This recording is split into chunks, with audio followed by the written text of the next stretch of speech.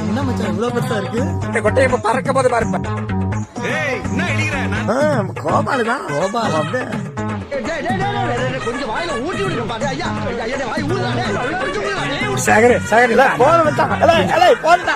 நீ வச்சா எப்படி இவ இந்த பண்ண முடியாது. வடக்குல